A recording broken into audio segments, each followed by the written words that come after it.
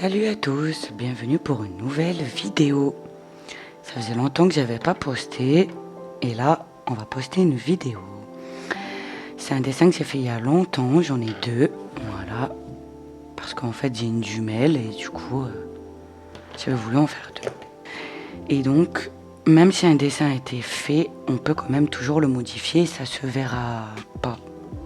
Des fois ça peut se voir selon la couche qu'on a mis ou quoi. Pour pouvoir modifier un dessin, bien évidemment, il ne faut pas le vernir. Après, vous pouvez, même s'il a été verni, vous pouvez quand même toujours le modifier.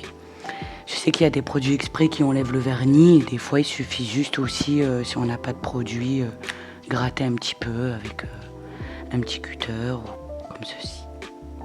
Voilà. Donc là, je suis en train de le modifier. On va faire des couches un peu plus noires. Pas que ça se voit. Là j'ai modifié son bras, il était un peu trop fin je trouvais. Donc j'arrange aussi ça. Par contre avec ces crayons il faut que la mine elle soit bien pointue. Parce que sinon ça ne marchera pas. Enfin vous allez faire surtout des gros traits.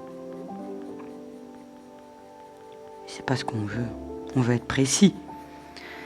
Avec une mine taillée on est précis, pas avec une mine mal taillée. Ça, ces feuilles-là, je les adore. Elles sont vraiment bien. Parce que même quand on gratte avec le cutter ou une lame ou quoi que ce soit, le papier il est épais. Donc du coup, ça transperce pas. Et puis même par rapport à l'aquarelle, au feutre à alcool, au crayon charcoal, mine de plomb, je trouve le rendu, il est magnifique. Alors qu'avec des feuilles fines, par exemple, il est où? Je vais vous montrer. C'est beau, hein, mais c'est pas pareil, je trouve. Ce papier, il est très fin. C'est bien pour quand on veut imprimer, par exemple. Et ce papier-là, il est très très fin. Il est pas cher, mais par contre, le point où je lui mets vraiment en positif, c'est qu'on peut faire des beaux dégradés. Vous avez vu là? Et ici, on peut faire de très très beaux dégradés. On peut flouter. Et on peut repasser après plusieurs couches et la couleur elle bouge, donc du coup c'est pratique. Je trouve qu'il faut mettre quand même le prix sur le papier, puisque même par exemple là je l'ai verni et la feuille elle gondole, ça gondole un peu. Là vous voyez pas parce que j'ai mis proche le téléphone, mais ça gondole. Puis c'est fin, hein. En plus ça se voit à travers. Moi je déteste quand ça se voit à travers. Quand un feutre il passe au travers, c'est que le type de papier il est pas de bonne qualité et ça abîme vos feutres et du coup ils ont une durée de vie moins longue les feutres. C'est pour ça que je préfère un peu plus épais le papier. Le papier layout pour moi c'est le meilleur. Par contre avec ce genre de papier dégradé il faut être vraiment rapide avec le layout parce que sinon ça fera pas très beau.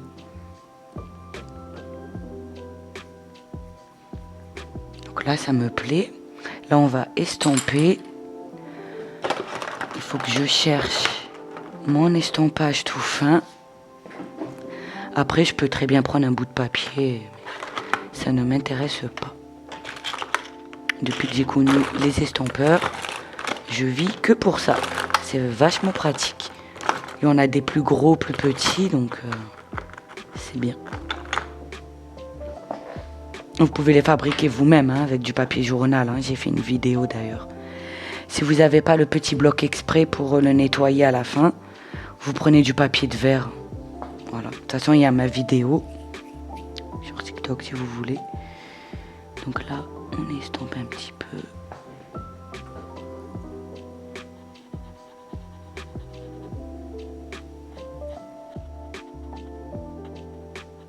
Je fais un tout petit peu gommer.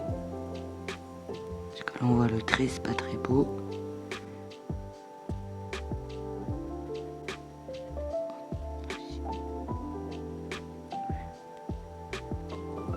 Après la main je m'en fous, même si elle est pas très belle. C'est pas un souci. Déjà qu'il m'a pris du temps ce dessin, j'ai pas envie de reperdre encore plus de temps. J'aimerais bien faire Jujutsu Kaisen. J'aimerais bien faire Sailor Moon.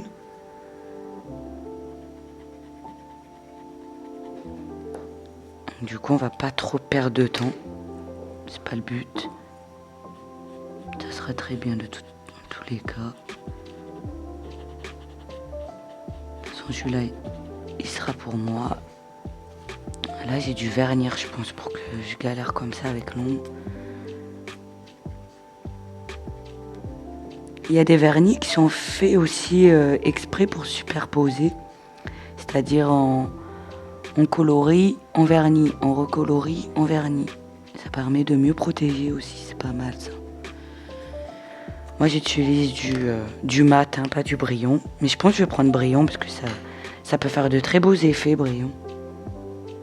Parce que normalement quand on pose, il y a le bras, le muscle, il est un peu détendu. Donc on va laisser comme ça. Parce que normalement quand on pose le bras, vous savez, il y a le petit pli là.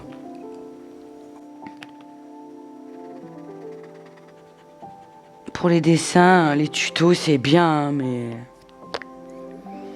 moi j'ai appris son tuto. Le secret dans le dessin c'est de dessiner et de dessiner, puisque le cerveau il a une mémoire et à force on apprend. On peut très bien apprendre son tuto, hein, moi je vous le dis, parce que souvent les tutos ça décourage. Hein, parce qu'il y en a, ils expliquent trop difficilement ou pas assez simplifié, ou ils vont trop dans les détails alors que il n'y a pas besoin de détails. Hein.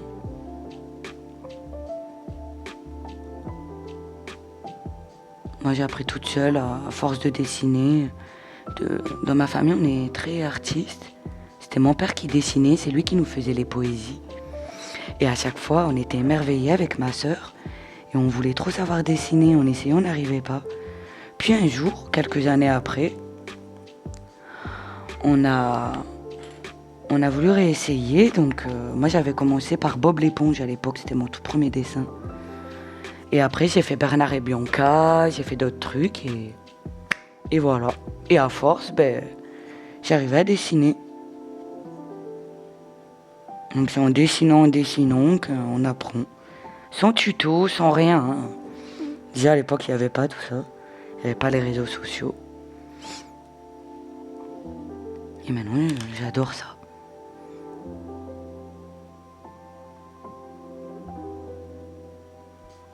Voilà, ça c'est fait. On va modifier ici puisque là on voit. J'aime pas trop. Je vais devoir un peu enlever. Il y a des couches là, c'est pas très beau. Sachez que les stylos feutres comme ça, les liners, ça peut se gommer hein, avec une gomme exprès. Là je l'ai pas, je vous aurais bien fait une démonstration. Je vous ferai une vidéo. Si vous gâchez un dessin, sans faire exprès, vous avez fait un grand coup quelque part sur votre dessin et que vous êtes déçu, au lieu de le recommencer, il y a plein de petits secrets. Je vous ferai une vidéo sur ça.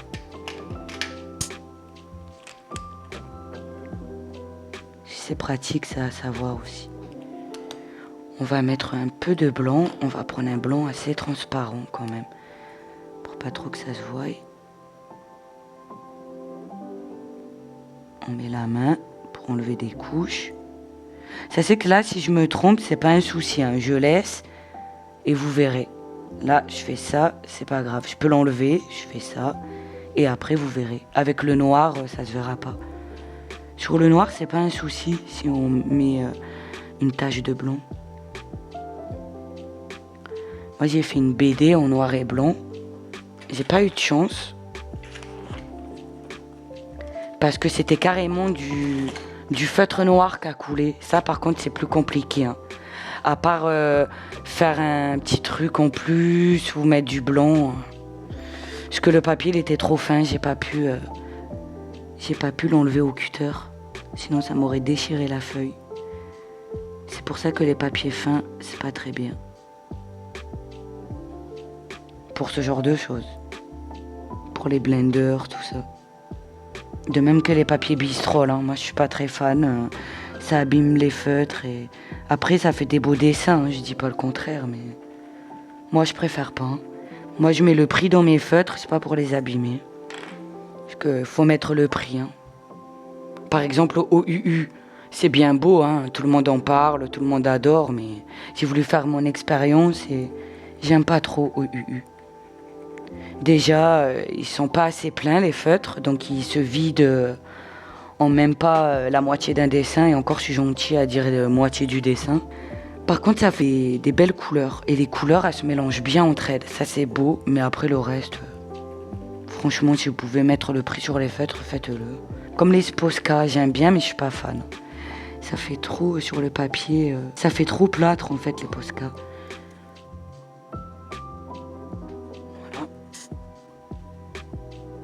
Voilà. On va prendre un petit gris. Ah non, celui-là est parfait.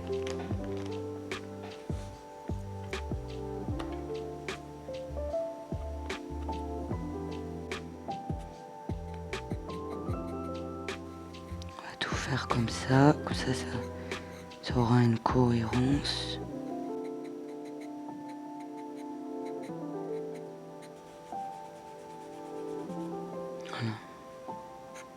Hop, là c'est plutôt pas mal.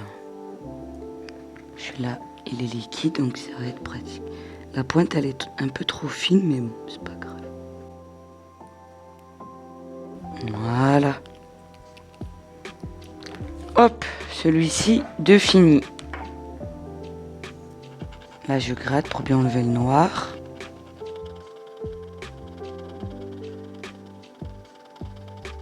On fait un peu de l'autre côté, comme ça, je sais pas comment vous expliquer, mais à force de gratter du même côté, après ça fait des petites peluches, enfin comme ça les enlève. C'est mieux. On change de côté régulièrement. Ça fait moins de peluches, ça fait moins les petites bosses du papier après ici. Là je le fais bien parce qu'il sera pas pour moi. C'est pour moi, c'est pas grave. Tout de même. N'hésitez pas à me dire si vous voulez un dessin, que je dessine quelqu'un. Moi j'aime bien qu'on me lance des défis. Au moins je dessine un peu des choses compliquées, quoi. Et par contre, quand j'ai commencé à dessiner, moi c'était avec des modèles, hein. On s'aide avec un modèle et c'est vachement pratique. Et après, à force, on dessine un peu son modèle. Comme ça, on fait travailler notre mémoire aussi. Moi, ça m'arrive d'avoir un modèle, hein, ou même encore à l'heure actuelle, même si ça fait des années. Des fois, il me faut le modèle, ça dépend. Ou des fois, ce que je fais pour bien apprendre le corps humain, c'est que je prends le modèle sur moi-même. Par exemple, pour les mains, je prends ma main. Ou je demande à mon conjoint ou à ma sœur, fais la position. Et du coup, je m'aide comme ça. Comme ça évite de toujours avoir un modèle sur écran. On se rend pas compte du corps humain en fait, alors que en ayant un vrai modèle réel, c'est mieux. Au moins on s'en rappelle mieux, je trouve. Parce qu'on n'a pas le choix de réfléchir et de retenir. Alors que quand on a l'écran ou le dessin juste à côté, on réfléchit pas, on le fait, quoi. Mais pour commencer, c'est bien d'avoir un modèle. Moi je conseille, hein. Là on prend du noir. Ça c'est des charbons. J'avais envie de faire au charbon, de les tester, ils sont plutôt pas mal. Le pied va être trop carré donc il faut que je le raccourcisse. Ouais, c'est pas parce que ça fait longtemps que je dessine que j'y vais et que je sais, hein. Des fois ça arrive de se louper, hein. Personne n'est parfait, faut pas juger. Il faut que je fasse beaucoup plus long en fait. On va faire comme ça et on va faire la forme comme ceci. Hop. Voilà. On colorie pour voir mieux la proportion. Hop là. On fait de l'autre côté. Que ça soit charbon, crayon de couleur, il faut jamais colorier du même sens. C'est très long le crayon de couleur, hein. C'est pas juste en coloris comme ça, hein. Non, non. C'est pour ça que je colorie très rarement au crayon de couleur. Faut bien savoir colorer au crayon de couleur. Moi, je vois des fois, il y a plein de vidéos, ils colorient comme ça. Non, on fait un côté vertical, après horizontal, après diagonale, diagonale de l'autre sens, et on recommence. Et c'est très long le crayon de couleur. Maintenant, on va mesurer pour voir si la taille est bonne. 5 traits à peu près. Voilà. Vous voyez, en plus ça couvre mieux, ça cache mieux les blancs. Le blanc de la feuille, on va dire plutôt. Comme ça, la marque du crayon ne se verra pas. Hop. Hop. Voilà. Et voilà. Bon, là, je vais finir. Hop. Voilà. On enlève ici. Oui. Hop, on gomme. Là, on va faire le long du pied. Hop. Hop. Si vous avez un pinceau aussi, c'est l'idéal. Ça étale mieux. Vous condamnez un pinceau pour le garder que pour ça. Et comme ça, quand vous avez le blanc, au lieu de mettre la main, c'est mieux au pinceau. Quand c'est du dessin en noir et blanc, j'entends. Parce que quand c'est aux couleurs, c'est mieux avec le doigt. Comme ça fait un petit genre de dégradé en même temps. Et voilà. Il me manque plus qu'à le vernir. Et ça sera bon. N'hésitez pas à vous abonner, à liker. Et je vous dis à bientôt pour une nouvelle vidéo. Au revoir.